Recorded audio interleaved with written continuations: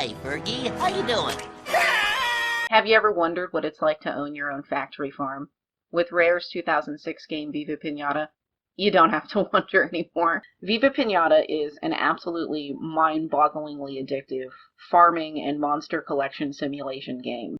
They made a TV show for Viva Pinata because of course they fucking did. Of course they fucking did. And this television show only serves to further reinforce the sort of weird and unethical side of Pinata Island politics. For example, in the episode Candiosity, pinatas are told that they need to fatten themselves up. This is described as an honor and a privilege, and most of the pinatas have bought into the propaganda, and they cannot wait to be sent to the slaughter. You see, when a pinata dies in the game, their body breaks open, candy spills out, everybody comes and eats their inside-y yum-yums, and then their parts fly around and reform on the outside of your garden. They sort of reincarnate into a new, wild pinata. In the show, this does not happen. They're, like, still alive, and it's terrifying, like Frankenstein shit. It's terrifying. It's so terrifying. And I just don't understand. It sounds like some serious cult-type bullshit that they would want to do this to themselves, because they don't even have the pleasure of dying after they've been broken into a million pieces. They just watch others eat their insides, and it's chill. It's a good thing. That's what they want. And it fucks me up. It fucks me up. I don't know if I'm cut out to be a gardener, fuck. Anyways, two of the pinatas, the Fudge Hog and the Prez Tail, so the little hedgehog and the Foxy Boy, they don't want to get smashed at the party. They don't. They don't want it. The Fudge Hog contemplates starving himself so that he cannot appease his overlords, but he just can't do it because he loves food so much, and I find that to be really relatable. Personally, like, I get it, you know. The Canonata, which launches the pinatas, uses some kind of measurement device to determine the candiosity of each pinata. And if they have enough candy, they get picked up by a super big machine and launched into the sky, presumably somehow safely landing at the destination of the party. But if they aren't candy enough, then they get hit in the ass with a big shoe. So our Fudge Buddy, our little hedgy boy, he gets delivered to the Canonata via forklift and is praised by his overlords for fattening himself up as he screams because he does not want to die. We couldn't be more proud of you, Ferg. Our little Fudge Hog is finally becoming a party animal. Good luck. Thankfully, he eats one last piece of candy and explodes, saving himself from being sent to the party where he was going to get smashed. So there's so much wrong with this. Then in the episode, Les the Jet Setter, the same anxiety-ridden chocolate hedgehog, stuffed a jetpack inside his hump and pretends to be going to parties because Pinata Central is authoritarian. Go ahead and laugh, Fergie, but I always set a backup trap. But why do I have to go to a children's party and endure a senseless beating? And they have literally placed him in handcuffs, and they are forcing him to go through with it. They're gonna make him do it. They set traps for They set traps for him and shit, and so he decides he's just gonna fake it. He's gonna hide in a cave, and after getting launched from the party cannon, he's gonna hide instead of going to the party. But everybody finds out he's been faking his party going. And you almost think he's finally going to get his wish, like they'll finally just let him live the life he wants. But no, he's told he needs to drink the pinata Kool-Aid. And you are banned from the Canonata, Pinata Central, and all parties. Hallelujah! I mean, that's terrible. Kidding. You're going to be the first one out. Now get yourself fixed up stat. Oh, and take Hudson, too. You'll see, Fergs. Getting your head knocked off by happy children is a pinata's greatest joy. I can only hope it happens to you. Fergie, the Fudge Hog, he tries becoming a sumo wrestler and a bodybuilder and so many other things to escape his inevitable fate. He even buys a shack from a scam artist in the Antarctic to hide from his boss, who literally chased him at the airport while he was trying to fly away on the plane to make him go get smashed open by children. This pinata, very hardcore propaganda. Very hardcore pinata propaganda. It's intense. You gotta believe. Fuck. In the Pinata Party Phobia episode, they even show little propaganda videos to get the pinatas, like, into it, which I personally am glad exists, because otherwise I would have no idea how a pinata party cannon works. And then they decide to send Fergie to a shrink where he's told he's mentally ill and everyone sets out to re-educate him. This is some straight fucked shit. I mean, like, poor fucking Fergie the Fudgehog man. All he wants is to be left alone and to sit around and to eat chocolate. And I mean, like, I want those things too, you know? But I can't be left alone and eat chocolate all the time. Because I was born to pay bills until I die. And this poor little guy right here, he can't sit around and eat chocolate or be left alone either. Because he was born to be smashed to death by children with sticks. I feel you, my man. I feel you. For I, too, was born to be smashed into pieces over and over again, and to patch myself up and to continue to generate profit for my shareholders. Thankfully, the game is much better than the show.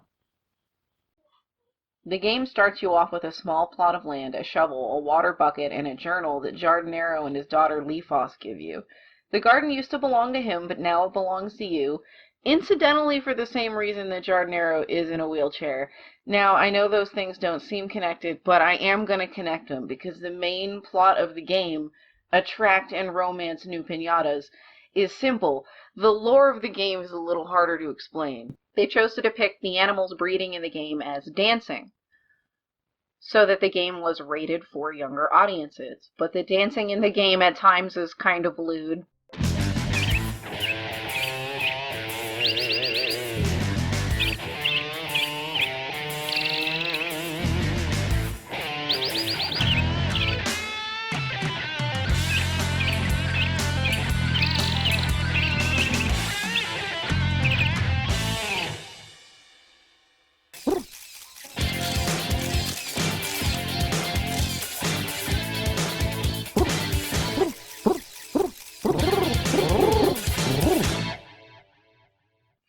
And you do use drugs to make the pinatas want to have sex, so...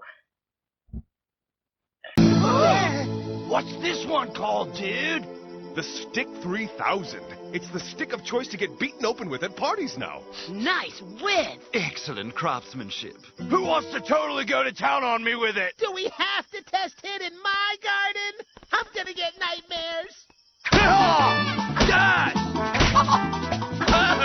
But the first time you make them, you have to get them in the mood with aphrodisiacs. So hippos don't want to do the metaphor for sex dance unless 70% of your garden is water, and they need to eat 4 bird of paradise flowers, and they're only going to get in the mood if you've already romanced the canaries, because they want that for reasons, and also they want canaries in the garden. I don't know, maybe they just enjoy birds, and it provides atmosphere. I don't really understand why these hippos need you to be a master bird fuckerer in order to want to pass on their genes, and I'm not really sure how that works out in the wild, or how successful that survival strategy is. So, I mean, they're probably like endangered hippos. Just like some people need to wear special outfits or maybe bring in some props to help aid the situation, you know, the general mood, some pinatas feel the same way. So the pigeons need to have cameras so they can take nudes of each other because that's what they're into. Other pinatas are aroused by murder and they need to kill in order to feel in the mood. Like Rorio, who is a lion, and he needs to eat a pinata worth at least 4,500 coinaroos, and he also has to wear a crown because he has really expensive tastes. Some of these pinatas kind of remind me of pandas, and how zoos have to show the pandas panda porn, and how the pandas are fed special nutrient-rich foods in captivity to encourage them to breed, because, you know, they don't want to breed. This game seems to be inspired by that mechanic. The other option is drugging them and making them dance. You might say that this is the equivalent of like Viagra for piñatas, but I feel like it's closer to forced artificial insemination. The piñatas do not even want to eat the romance candy half the time, but you're just making them eat it, and you're making them dance over and over and over again all day, and even if they don't want to do it, you're just making them do it over and over and over again. Why? Why are you making them do it? So that you can sell their children and make chocolate coins. Get that bread. After you sell their entire family off, sparing the few you want to keep around to feed to other piñatas, they can look forward to being smashed open and having their insides devoured. And according to the propaganda that exists within the world of Viva Pinata, Pinata love parties. When they break open, it's like having 5 birthdays all at once. Which I don't believe, because I fed a baby its own parents, and it cried. But here's the deal. The first time your piñatas breed, it has to be on their terms. They have to get in the mood. After the first time with that species, you may purchase drugs as an alternative. To put it bluntly, you will be buying a lot of drugs in this game. Lottie Costa-Lot is a fucking drug dealer. I just go to her for drugs. I go to Lottie Costa-Lot and I'm like, you got any drugs? And she's like, here are your drugs. So you basically own a factory farm or puppy mill. Congratulations. And the situation with your human employees is at best highly questionable. So the business model itself, I would say is not good. After you meet the requirements to get the piñatas in the mood to have sex, you aren't done yet. See, according to the lore of the game, Professor Pester hates when piñatas have sex. He hates it. He's really against it. He is pro-piñata abstinence. He is just not a fan of piñata reproduction, so he constructed very elaborate mazes made out of explosive devices called loaders. So he's really dedicated to his job, because not only is he like the only explosives expert on the island, but he took the time to design a personalized maze based upon stereotypes about each species of piñata. So Professor Pester found his calling as like an abstinence education advocate, but only for magical animals and for nobody else. If my plan is to work, there can't be any funny business, understand? Good. Now dress me in my baby diaper and bib. And they call me crazy. Ha! And, I mean, once you best his amazing, complex, challenging, super hard, very difficult, not easy bomb puzzles, your piñatas, they go into their house and you unlock their little romance dance cutscene. Stinking sours! They're absolutely useless! Just look at them! My worst evil invention ever! Professor Pester cares about how much the piñatas are breeding because his real goal is to seize control of the entire economy on Pinata Island, and halting the reproduction of the garden's piñatas destroys their profits. Pinata Central holds a total monopoly on Pinata Island and its Pinata residents. Pester wants to overthrow this monopoly and instate his own monopoly where he'd be the sole source of employment on the island.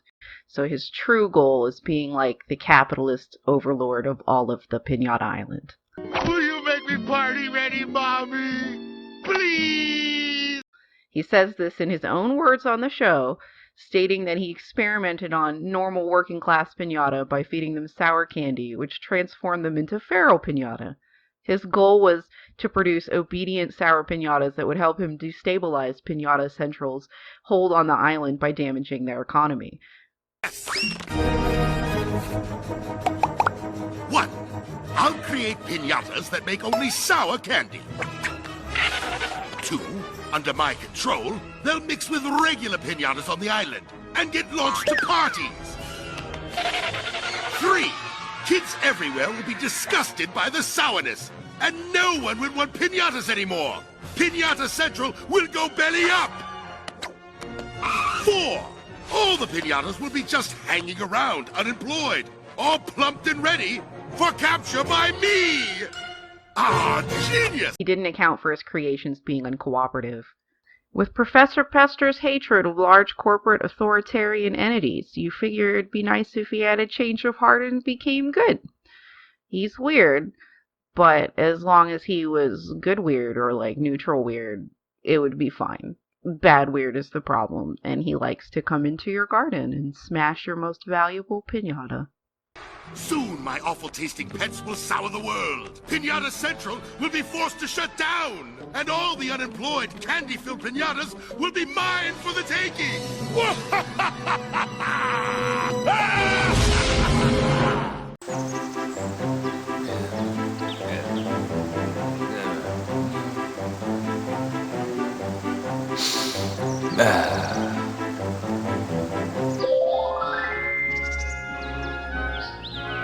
So the beggar is an interesting concept because he shows that, like, Pinata Island has no safety net for its citizens. He doesn't go to a Pinata homeless shelter or talk to a Pinata Island social worker. Instead, he just, like, wanders from sharecrop to sharecrop, begging for money to get back on his feet because it's a cruel, cold, capitalist Pinata world. But it's all good because just like Ayn Rand told me so, all we need is charity. And I think I might name one of my pinatas Atlas Shrugged because the beggar is back on his feet and now he's a successful businessman.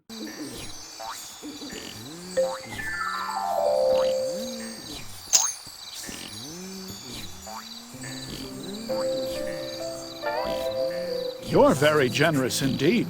I just want you to know that thanks to your coins and goodwill, things will be different the next time we meet. For now, please accept a beggar's thanks and his final farewell.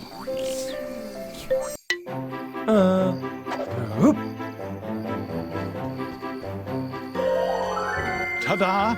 Look at me now. Quite an improvement, what? My basic level of hygiene is not the only change. A businessman who sells a bunch of rare shit. So after Ivor Bargain gets lifted out of homelessness, he basically just runs the rare item shop and he sells all the good shit like the gem tree and the joy candy and the lantern loot and all the good things, basically. Okay, so you can hire helpers, right? You can hire the helpers for your garden, but there's one problem. You see, you only pay for them once, and then they work for you forever, and they live on your property. And the first one that you get picks fruit. So that's comforting. Yeah, so they're either slaves, or this is sharecropping, or something terrible like that. Willie Builder is kind of a dick too, and most people who run stores in this game don't seem to like their jobs very much, I've noticed. So Willie will sell you houses for your piñatas, because in order to breed your piñatas, they must have a house. And I'm not entirely sure how they reproduce in the wild, because they need both a house and a delivery person for their babies, for their eggs. But in some of the cinematic cutscenes for the wild piñatas appearing, it shows them like emerging from houses, so maybe they construct their own houses in the wild. And part of the deal of them living on your factory farm is that you'll build them a house. I don't know how it works. He also builds houses for your slaves. I mean helpers. They're helpers, definitely. Good thing, too, because if you don't build your helpers at home, they do just sleep overnight in the benches of the stores in the game. And you just go into the milk bar and you'll see your helpers just sleeping there. They're effectively homeless, unless you say otherwise. So that's very uplifting. And even so, the most Willie is going to build them is a one-bedroom shack with a bunch of single beds in it. Like, the piñatas legit have better homes than the human helpers. Evolving piñatas and then selling them is a good way to make money, especially early in the game, as a Firefly piñata sells for over 2,000 chocolate coins, and its original form, which is the Fly piñata, sells for only a few hundred.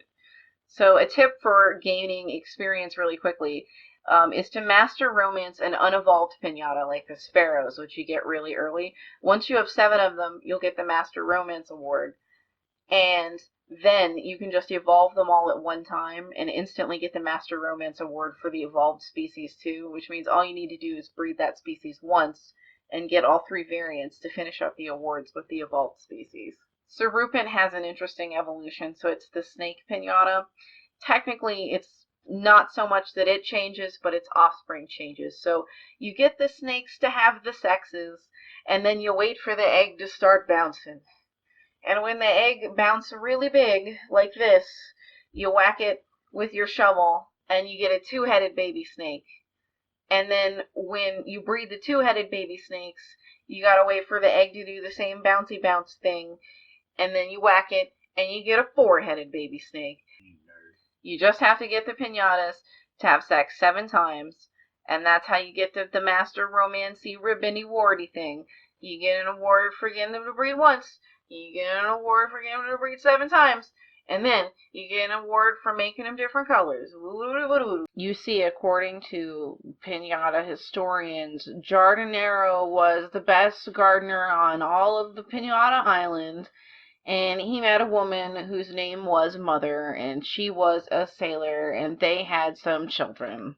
They had a son named Stardust, and then they had Leafos, who helps you in the garden, Seedos, who is obsessed with seeds, and Storkos, who is my least favorite.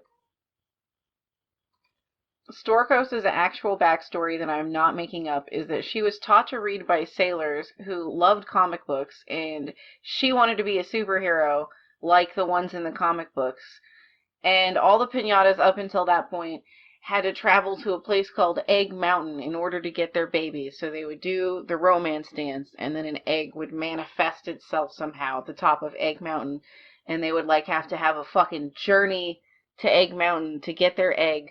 And many eggs were broken, and it was very bad for profit margins on Piñata Island. And so Storko saved everyone's profit margins and made, the reproductive rate much more successful by personally delivering all the eggs, by flapping her arms really hard. She lives in a nest. She go like this. The eggs in her head, and it fall. And somehow it don't break. Now everybody make more money. Oh, she was also named after the migrating storks. In the old days, I was an expert romance dancer. Mother was caught by surprise, and my second daughter was born at sea. Mother named her after the migrating storks that followed the ship. You see, Jardinero had enslaved all the different animals in the Piñata Islands, except for one, gotta catch 'em all. And he wasn't going to be satisfied with his lovely family and his successful career. He wanted the piñata that nobody else had because it was a dragon, and dragons are super cool. And so he and his wife abandoned their children to go look for the dragon. They do this because an untrustworthy ex-employee who got fired for being up to some weird fuckery he wasn't supposed to be up to told them, hey, I totally know where the dragon is. And then this same ex-employee proceeds to just ruin all of their lives, I guess. So Jardinero and Mother, they're sailing on their ship, and then this happens. Mother was a brilliant captain. All her years at sea had made her able to navigate by the stars and read signs of the coming weather. She followed the course marked on the tatty little map until we found the island. As we approached, Mother noticed the telltale signs of shallow rocks. She tried to navigate through them, but a freak wave smashed the boat against a huge, jagged boulder.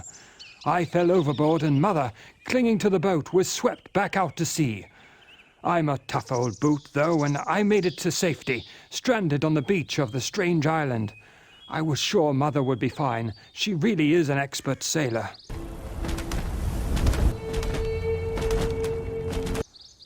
Meanwhile, back on Piñata Island, things were taking a turn for the worse. Lester approached Stardust with an offer of help while I was away. Lester claimed he had made some new red and black sweets that were a shortcut to attracting Piñata. He invited Stardust over to his lair in the jungle to try them for himself. Okay, so Stardust, the oldest son, is given red and black candy by the ex-employee, and he turns into Death Stardust. And all Death Stardust does, he does 2 things. He floats around creepily, and he murders. And that's it. Those are the only 2 things he does. He just floats around, Oogie Boogie style, and then he does a murder. He does one murder. He does one murder per visit. He comes into your garden all being like, woo, and then he'll walk up to your pinatas and he'll just be like, bam. But they have to be sick first because he has problems. He only goes for the sick ones, the weak and the vulnerable. So what a sad end to a child who is left unsupervised by, I don't know, his fucking parents maybe, just with someone who he shouldn't have been with, and his mind was just ruined by what is clearly a metaphor for drugs. The other kids didn't have it easy either. The old man dropped me off at the docks and I built myself this chair out of old scrap I found. I sped down to the garden. It was like my worst nightmare come true. Pinata homes were smashed, the plants had all dried up, and the soil had been baked as hard as concrete. Lifos was hiding in the house. She explained that Stardos had gone into the jungle to meet Lester. As soon as he was out of sight, a gang of ruffians had arrived. They smashed up the garden, ripped my journal into pieces, and put all of the pinata in a crate and sent them to Lester. No, I can't call him Lester anymore. Pester is a better name for him. Storkos had stayed safe on Egg Mountain, and she had no choice but to keep on delivering eggs to other gardens. Little Sidos had run into the swamp with his shelly beans. They were his only family for some time. This seems to have really affected him. Now he loves seeds, just like the shelly beans do, and he calls himself Seedos. Stardos hasn't been seen since he went into the jungle, but a weird new character now hangs around the garden. He's known as Stardos, and he's creepy, but sometimes he reminds me of someone I used to know. Mother hasn't returned to Pinata Island. She must be having quite an adventure. Seedos ran into the forest to be raised by snails. So yes, this is his true backstory. He lived among the snails. The snails adopted him as family, and he began to LARP as like a snail full time, and that's why he loves seeds so much, because snails love seeds. All of Jardinero's kids have a lot of problems. Seedos has a family, but they aren't as reliable as seeds. So his mind was also pretty much destroyed by the irresponsibility of his parents.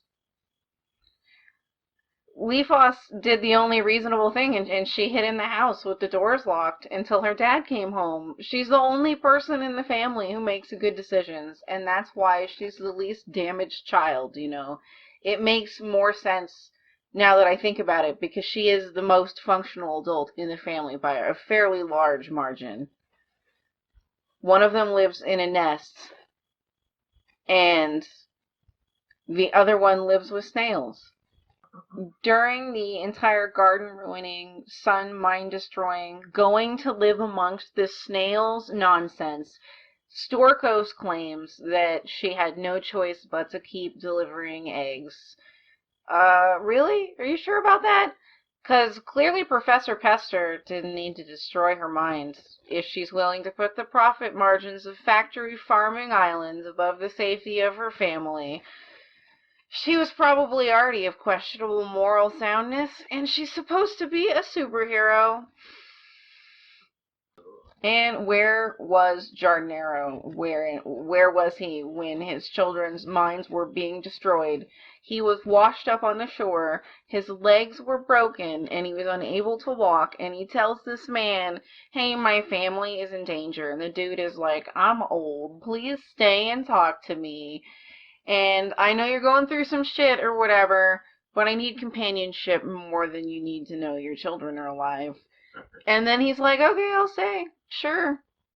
The old man knew how to get a Dragonosh, but it did involve slavery, and it did involve abusing pinatas. So the old man sails Jardinero back to Pinata Island, and then Jardinero is forced to build his own wheelchair from scrap.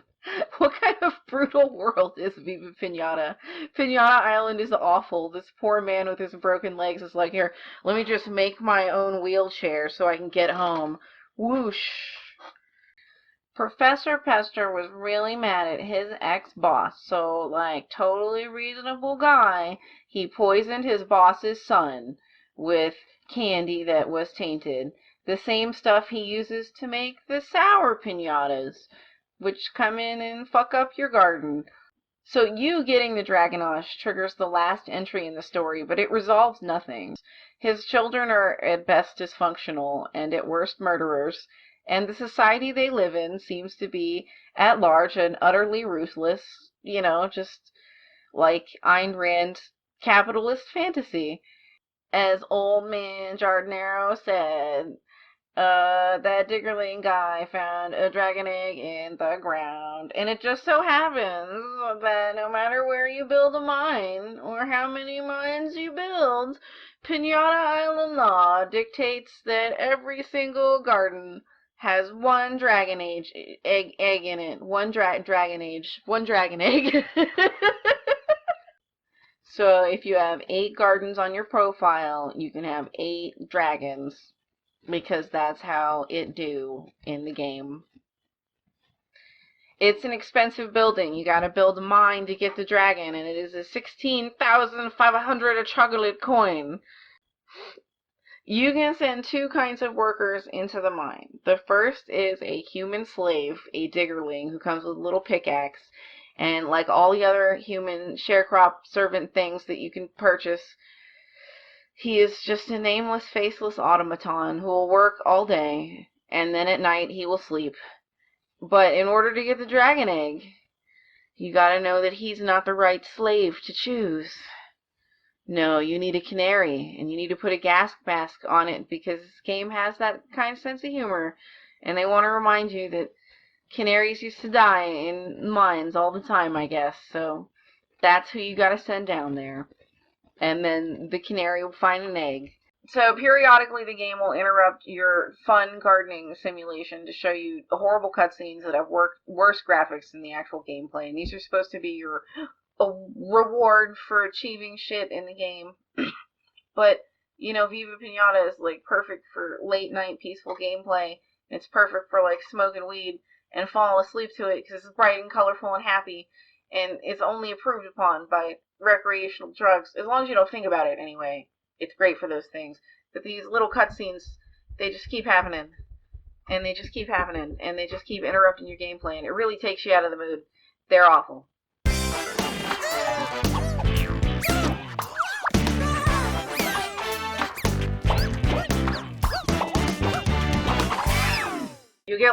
You'll legit get like 7 of them in a row or some shit. You'll be like, dun, dun, dun, dun, and then there'll be like one, and then you'll try to do like one more thing, right? You'll try to do one thing in the game, and then you'll get like 2 more achievement cutscenes, and you'll try to do 2 more things in the game, and you'll get like 3 more achievement cutscenes. Garbage. It's absolutely garbage.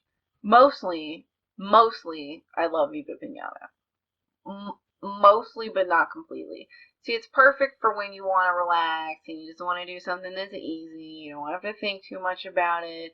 You just sort of get into the rhythm. You're breeding all the piñatas. You're growing all the plants. And then you look outside and it's 5:37 a.m. It's a nice time suck, and that's really nice, as long as you don't get too attached to all the adorable little animals that you're exploiting for money, or care about the people that you're exploiting for money. Just remember that at any point in the game, any living creature under your totalitarian thumb can be deemed useless and sold off at any moment. And if you can do that, you'll love Viva Pinata. Just don't think about it, okay? Don't think about what you're doing to those adorable little marshmallow mice. Don't think about why your helpers live on your property in a 1-bedroom shack and they don't receive a regular paycheck. Just don't think about it. And all the incest that happens on Pinata Island. I mean, I made a mom fuck her own son, and then I smashed her open and fed her to her children.